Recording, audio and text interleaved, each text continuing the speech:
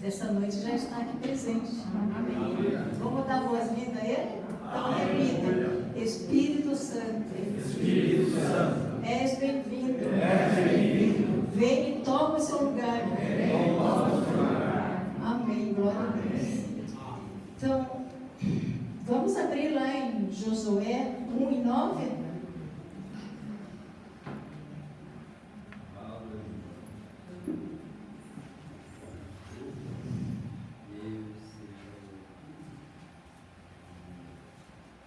Amém? Glória a Deus, Jesus. Amém. Josué 1:9. Não te mandei eu? Ser forte e corajoso. Não temas, nem te espantes, porque o Senhor teu Deus é contigo por onde quer que andares. Amém? Amém. Pode se assentar.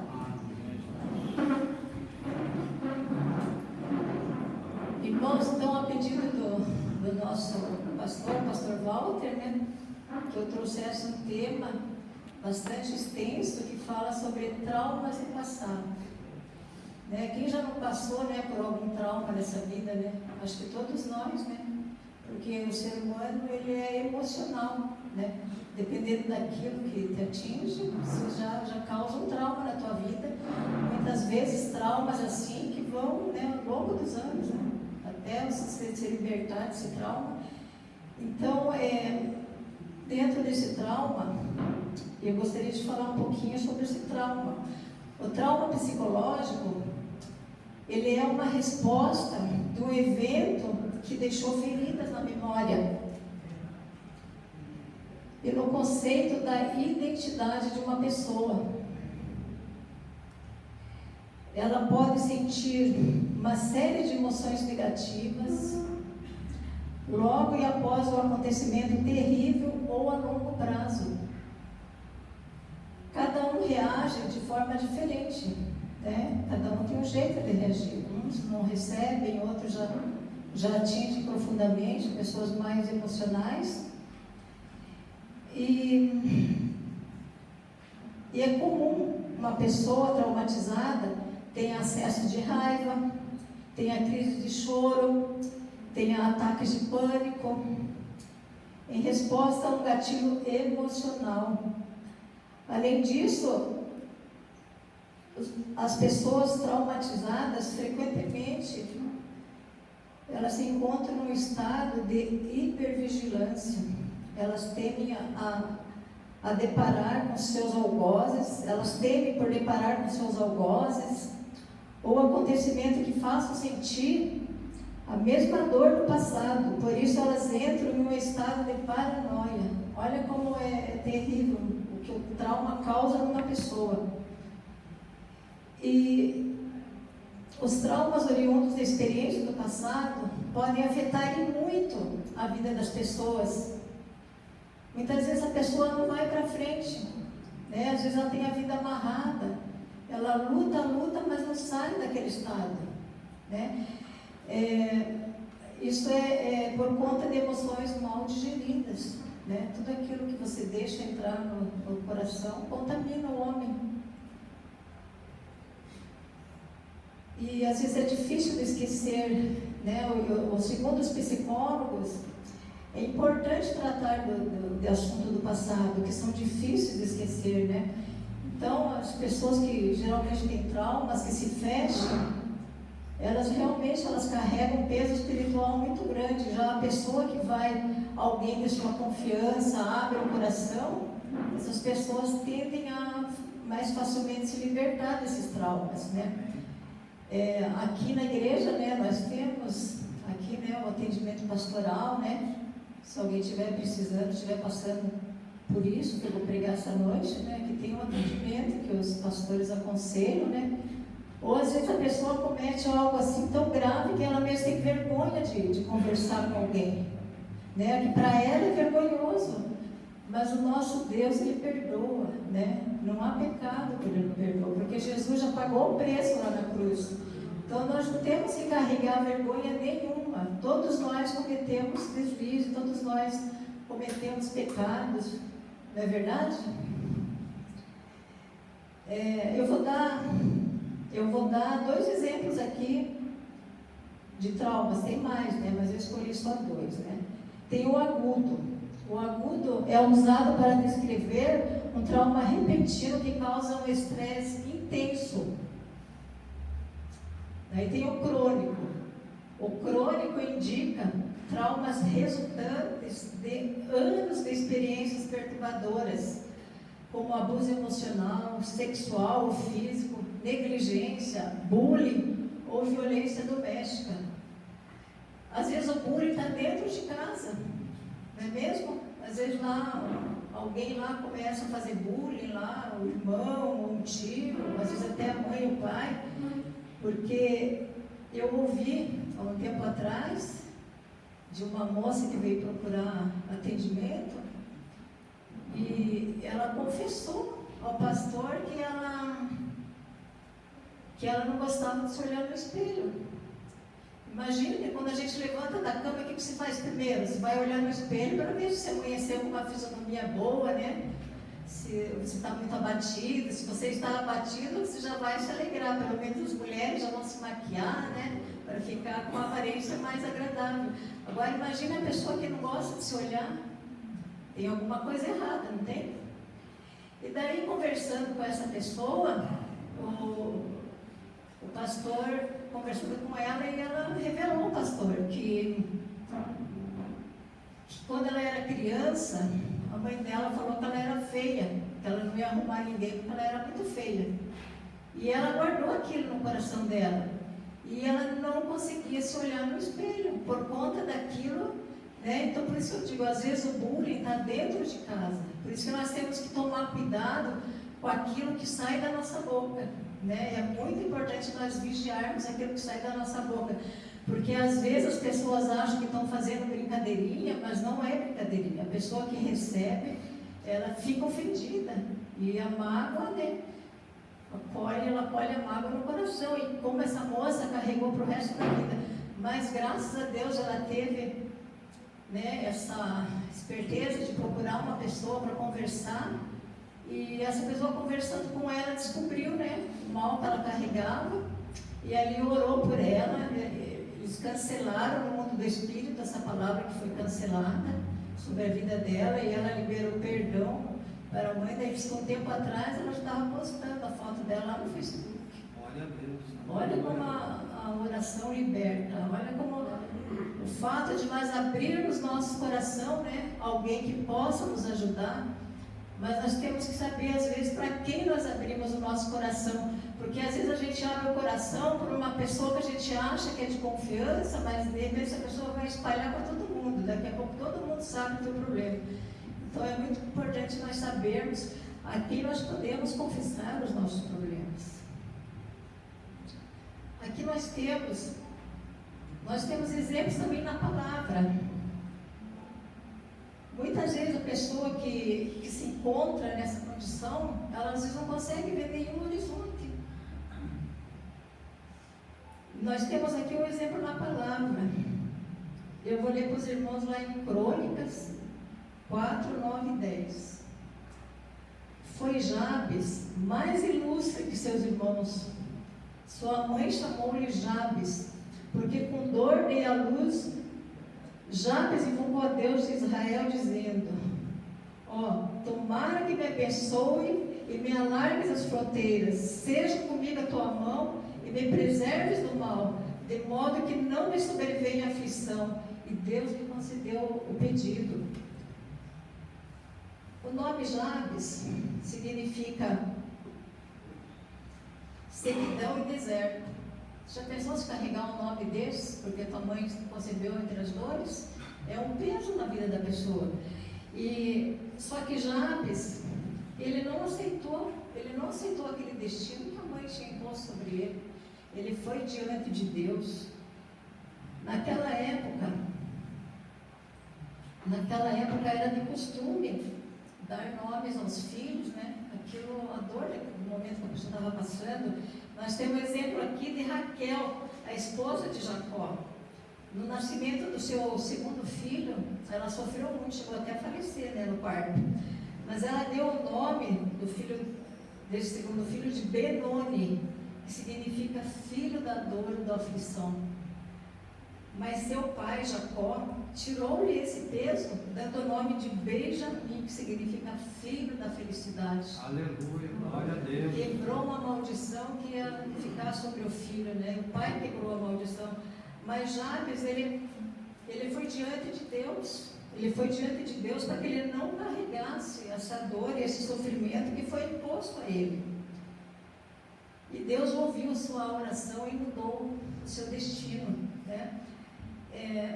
Então, como é importante, como eu falei, o bullying, ele às vezes está dentro de casa. E a violência doméstica? A violência doméstica, nós já ligamos a televisão, meu Deus, como os maridos matam as esposas. Como a gente vê esposas morrendo por conta de um companheiro que tem uma mente doentia. E às vezes a pessoa não sabe o que fazer, porque muitas vezes ela não sabe para onde ir, a quem recorrer, e ela não vê horizonte nenhum. E acaba aceitando aquela condição e acaba perdendo sua vida. Por isso que como nós, como crentes, né, em Cristo Jesus, se nós soubermos de pessoas vivendo essa situação, nós temos que fazer a diferença, né? Jesus falou, vós sois o sol da terra, a luz do mundo. Então, aonde você estiver, você precisa fazer a diferença, ajudar uma pessoa glória a Deus, que está passando por essa violência doméstica, né? E às vezes o companheiro promete que vai mudar, pede perdão, e ela acredita e acaba perdendo sua vida, né? E muitas vezes ela até sabe que vai morrer, mas como ela não tem a certeza, ela vai carregando aquela situação com a barriga, né? Então, o certo quem sabe dessa situação é orientar a pessoa, né? Ou até mesmo levar ela, né? Trazer, se ela não for de igreja nenhuma, trazer ela para a igreja para receber a oração, acompanhamento e tentarmos mudar essa situação.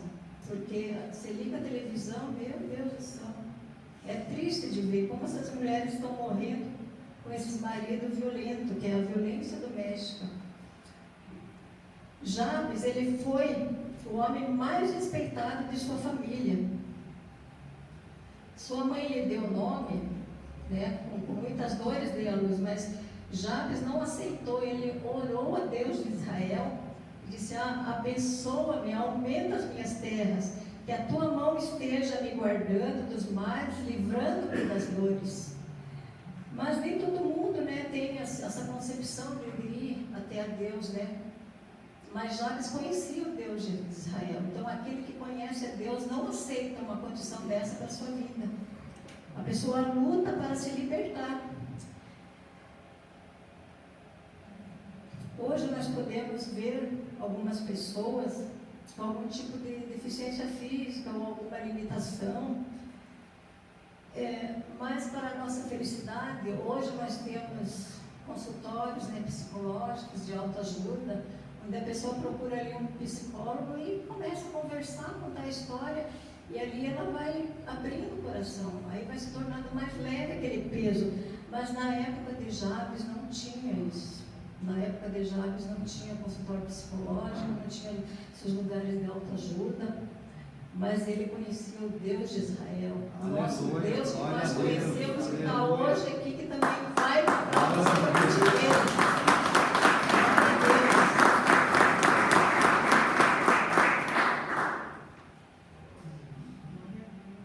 Feliz é aquele que conhece a Deus e a sua infinita misericórdia e busca socorro no Altíssimo. Esse encontrará o favor de Deus. Jabes não se conformou com a sua dor, né? Quando ninguém mais acreditar em você, talvez você espere muito nas pessoas, né? Você espere que as pessoas venham te ajudar. Ao invés de lançar sua confiança em Deus, você fica esperando nas pessoas. E às vezes a gente se acomoda, né? E o único que verdadeiramente pode nos livrar e nos dar vitória é Deus. Aleluia.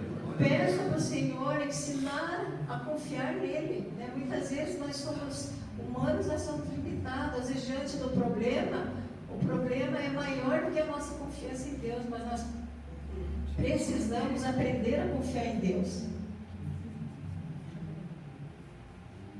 Talvez você também não tem ninguém que você tenha cometido algum erro grave no passado e por isso tenha sido abandonado por todos, porque o ser humano, ele tem o senso de julgamento, né? Nós julgamos as pessoas até mesmo sem saber, né?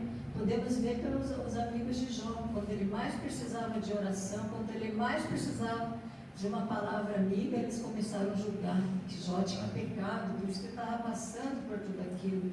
Então nós podemos ver que o ser humano, ele tem senso de julgamento, mas independente de que você tenha passado, Deus não te julga. Jesus fala: lança o teu fardo sobre mim, porque o meu jugo é leve e suave. Glória a Deus, aleluia. Então você que está passando por isso essa noite, lance sobre Deus o teu fardo, não carregue mais esse fardo.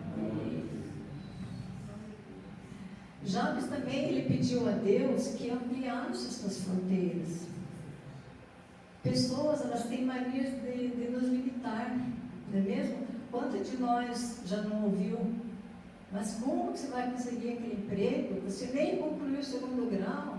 Olha pela tua condição, olha para as tuas vestes. Quem você pensa que é? Quem já não passou por esse tipo de limitação, né? Algumas pessoas já passaram por esse tipo de limitação. Eu mesmo, muitos anos atrás, quando eu já trabalhei como corretora de seguro, eu passei por isso. Eu queria me candidatar a uma vaga de corretor de seguro numa empresa, que eu mandei o currículo, eles não me chamavam, né? E eu orando, pedindo a Deus que eu precisava de emprego. Depois de algum tempo me chamaram, eu disse: ai, aleluia. Aí, né, daí depois de muitas, eles me contrataram meio a contragosto, mas depois de muito tempo que eu comecei a trazer resultado para eles, daí eles vieram me contar que uma turma de 5 pessoas, numa reunião lá, que eles estavam votando, quem era favorável para me chamar, quem não era, só tinha 2 pessoas que foram a meu favor, o resto não foram, porque eles acharam que eu era muito calminha para falar, que eu não tinha o perfil deles, que eles procuravam uma pessoa com um perfil mais agressivo. Eu pensei, meu Deus, se for para ter esse perfil agressivo, chegar diante do cliente, brigar e assinar o contrato, então fora. Eu prefiro conversar na minha calma, ganhar o cliente na conversa, do que chegar lá e impor para ele uma coisa que muitas vezes ele não está nem preparado, né? Porque quem faz seguro de vida?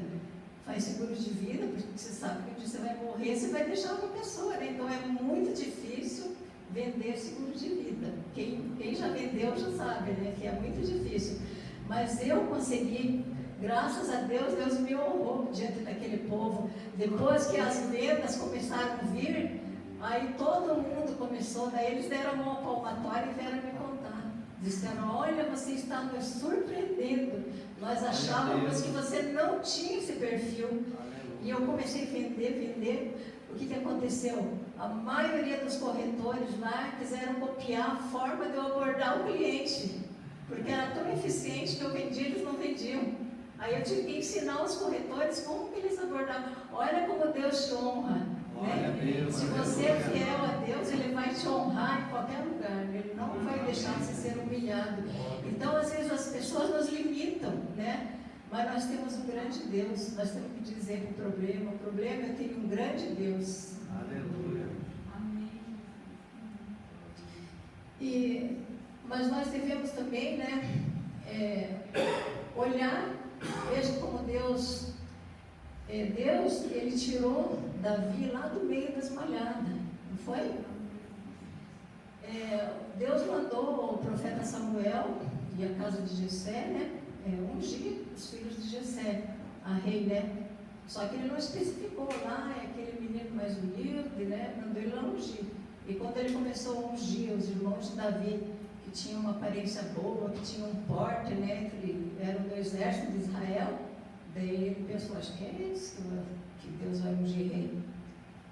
Daí Deus falou a Samuel: não te atentes à aparência, porque Deus não vê como o homem vê. Daí Deus falou para ele: não é esse. E ele perguntou a Jessé: você tem mais algum filho? Daí Jessé falou: eu tenho Davi, que está lá no meio das malhadas. Mandou chamar Davi. Quando o profeta viu aquele menino miúdo, né, provavelmente não tinha um porte, nenhuma aparência, né, de rei, né? Mas Deus confirmou no coração dele, é esse o futuro rei. Glória a Deus. Então Deus não vê como o homem vê, né? Talvez você se veja uma pessoa incapaz, né, de pleitear algum cargo importante aí. Você olha para você e olha para a tua aparência e para mim acho que não vai dar. Mas olha, creia em Deus que Ele vai abrir as portas para você. Glória a Deus. Aleluia? Amém. Nós costumamos a nos revelar como nós reagimos o dia mal. Quem já não teve dias mal aqui? Né? Qual é a tua reação? O Senhor, Ele colocou ao nosso dispor uma armadura. E a cada peça dessa armadura revela o cuidado de Deus com o seu povo. Portanto, tomai toda a armadura de Deus, para que possais resistir o dia mau, e havendo feito tudo, ficai firmes, cingindo-vos na verdade. Está lá em Efésios 6,13. Glória a Deus. Mas nós podemos dar assim tantos nomes para esse dia mau, né? Eu vou citar só algum deles para vocês. Você está no seu melhor dia. Chega as notícias ruins, você se abate, né? Tem pessoas que são assim. Se chegar uma notícia ruim, estragou o dia dela. Ela já não consegue mais trabalhar, já não consegue mais raciocinar. Quem que é assim? Isso, pelo jeito é que ninguém é assim. E já acabou o dia. Daí você tem, se só no dia você tem que enfrentar leões e gigantes. Ou um diagnóstico médico. E você fica sem chão. Quantas pessoas não foram ao médico e não receberam aquele diagnóstico desfavorável? E às vezes ficaram sem chão. E agora, o que eu vou fazer? Principalmente tem doenças, né, que a pessoa já se sente condenada, né? Quando a pessoa recebe aquele diagnóstico, ele não vê. Ele, ao invés de se lembrar que tem um Deus, ele olha para o problema. Aí se abate. Aí vem os traumas, vem as depressões. E a pessoa já entra em depressão. Mas na Bíblia, tem uma pessoa que recebeu 4 notícias ruins, uma atrás da outra. Veio um, deu a notícia que veio um tufão, levou as casas, matou gado, depois não terminou outro contar, já veio outra em seguida, já deu outra notícia, que morreram os filhos, isso mais aquilo. Nossa, se eu estivesse no lugar dele, eu acho que eu teria um colapso nervoso. Jó. Quem conhece a história de Jó? Jó sofreu, né? No meu ponto de vista, Jó foi um dos que mais sofreu na Bíblia. Mas olha como ele reagiu. Será que você reagiria assim igual ele? Lá em Jó 1:20-22 diz assim: então Jó se levantou, rasgou a roupa do seu manto, rapou a cabeça e lançou-se em terra e adorou. E disse: nu saí do ventre da minha mãe e nu voltarei.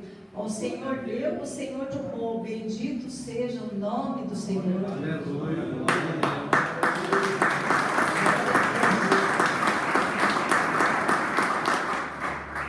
Só que Deus tinha dado essa permissão a Satanás porque ele sabia que Jó não ia blasfemar contra ele. Porque Deus conhece o nosso coração. Ele sabe até onde nós podemos chegar. Mas Satanás, não satisfeito que ele não tinha blasfemado contra Deus, Satanás foi até Deus e falou: tira-lhe a saúde para ver se ele não blasfema. E Deus permitiu que tocasse na carne, mas não no espírito. E Jó ficou num estado deplorável. E muitas vezes as pessoas que estão ao teu lado querem bater dar força, aí que elas se jogam realmente no abismo. A esposa dele falou: amaldiçoe-se teu Deus e morre. Quantos loucos nós temos perto de nós às vezes, né, que ao invés de nós termos a força que nós precisamos, não, eles nos abatem. Mas Jó resistiu. E depois da luta vem a bonança. Né? E vem também, você sobe o teu nível espiritual com Deus. Quem que busca aqui crescimento espiritual? Eu busco crescimento espiritual. E através das nossas dores, da nossa luta, nós podemos conhecer melhor a Deus. Porque quando você sai do problema, que você vê que você venceu aquela luta tão difícil que você achava que não ia vencer, não dá uma sensação de poder? É nessa hora que Deus está se revelando a você, como Ele se revelou a Jó. Jó, antes de passar por essa luta, ele conhecia, ele ouvia falar de Deus. Depois que ele passou por essa luta, ele começou a ver a Deus. Olha que tremendo. Então, as provações, muitas vezes, é para nos edificar, não para nos derrubar. Só que o ser humano, ele é fraco, ele é falho, né? Infelizmente, se nós não estivermos bem alicerçados na palavra, na presença de Deus, pode nos abater, porque nós somos humanos, nós somos falhos, né? Qualquer coisa que venha, um peso tremendo que nós não aguentamos, nós nos abatemos. Deus, Ele não nos dá a luta que nós não suportamos, né? A luta que Ele nos dá, porque Ele sabe que você é capaz de suportar. Ele deu essa luta a Jó, porque Ele sabia que Jó ia suportar, porque Deus conhece as suas limitações. E se você está passando por uma luta que você ainda não venceu, saiba que Deus acredita que você é capaz de vencer. Aleluia, glória a Deus. E Jó depois, como recompensa, recebeu tudo em dobro. Deus devolveu tudo a ele. É difícil perder? É difícil. Mas quando Deus está no controle, Ele também consola o teu coração. Amém. O psicólogo cristão, Dr. James Dobson, relaciona 10 fatores que podem levar a pessoa à depressão. A primeira é a ausência de romantismo no casamento, né? Os maridos que de vez em quando têm que levar um pouquinho de flores para as mulheres, convidar para jantar. E as mulheres às vezes têm que fazer o agrado do marido, né? Fazer a janta que ele mais gosta, não é verdade?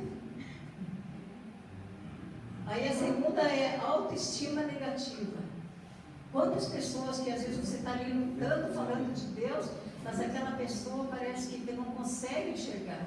Não consegue enxergar o que você está falando, ela é tão negativa que se você não se ater, ela contamina até você com a negatividade dela.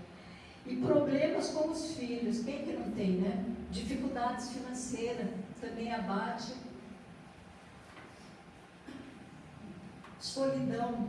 Às vezes está no meio de muitas pessoas, mas você sente solidão. Isso também é uma causa de depressão. Problemas sexuais no casamento, doenças, cansaço, pressão do tempo, estresse, conflito com parentes, também é uma causa de depressão. Envelhecimento também. Quantas pessoas envelhecem, às vezes se sentem sozinhas, afastadas, ficam deprimidas, e a hora da família dá atenção, né? Aquele idoso, né?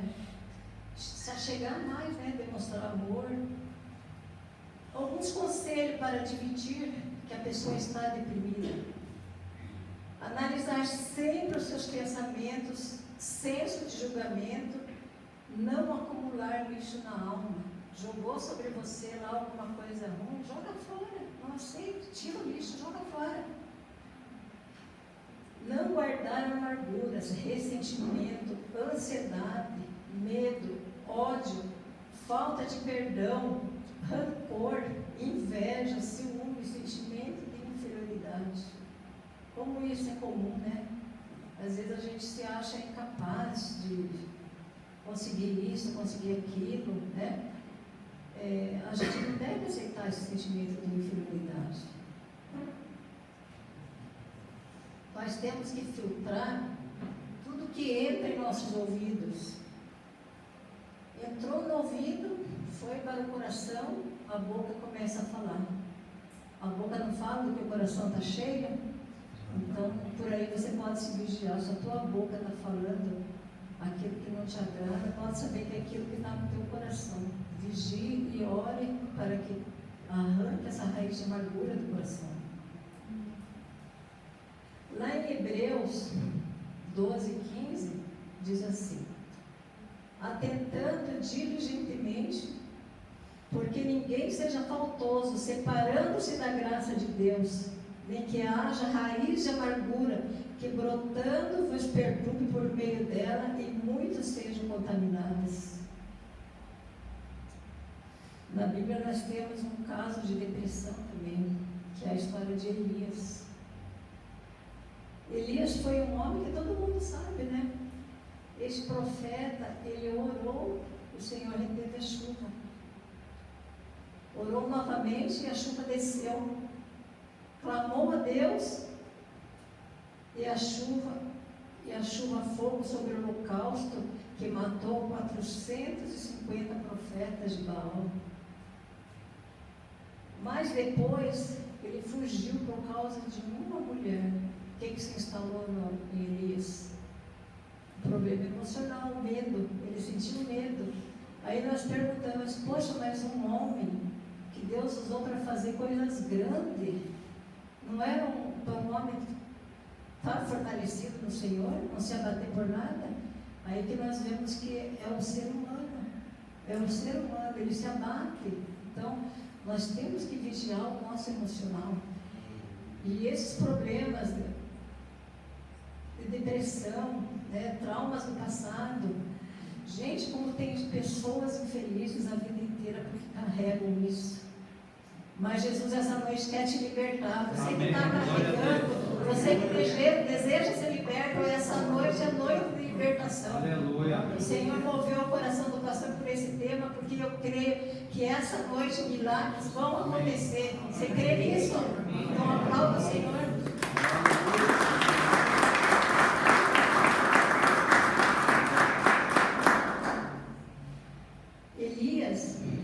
Elias foi submetido a 4 tipos de terapia divina. Vamos abrir lá em Reis, 1 Reis 19:5, e pode manter ela aberta, porque nós vamos ler esses 4 tipos de terapias divinas que Deus submeteu a Elias.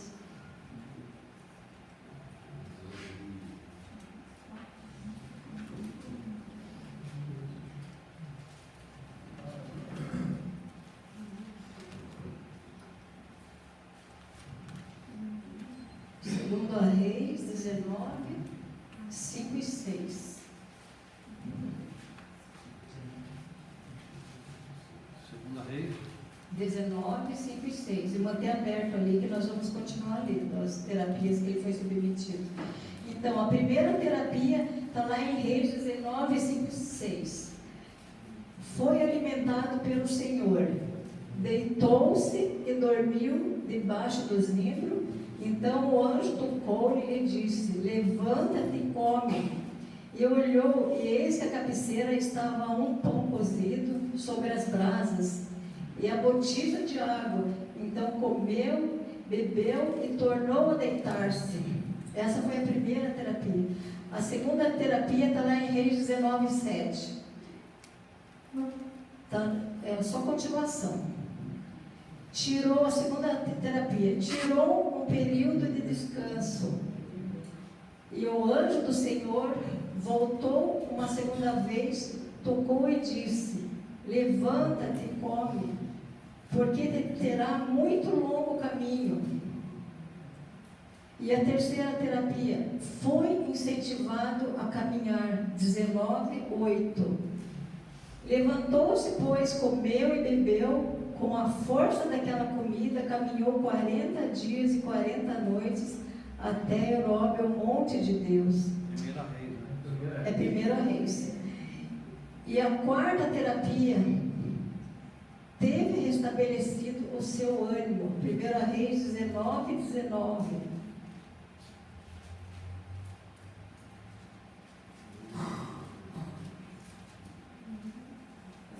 Partiu, pois, Elias dali e achou Eliseu, filho de Safate, que estava lavrando com 12 juntas de bois, adiante dele estava com a duodécimas. Elias passou por ele e lançou-se a sua capa sobre ele. Então, Elias, ele passou por essas 4 terapias divinas. E essa noite, se você se submeter a Deus, Ele também vai fazer você passar pelas terapias dele. Amém? Então, como que nós chegamos à conclusão? O crente, ele não deve permitir que Satanás dê a última palavra na sua vida. Nem que ele seja dominado pela depressão ou traumas do passado. É nessa hora que o crente deve orar insistentemente, pedindo ao Senhor que afaste os sentimentos malignos do coração. A última é a palavra de Deus. Se você recebeu um diagnóstico médico desfavorável, a última palavra de Deus. Se você está enfrentando essa depressão, a última palavra de Deus. Não é o homem que vai determinar, e sim Deus. Então, essa noite, eu gostaria de convidar, primeiramente, os pastores para vir aqui na frente e chamar vocês na frente, né, para receber essas terapias divinas, que eu creio que essa noite é noite de libertação. Você que está passando por algum desses problemas e gostaria de ser liberto essa noite,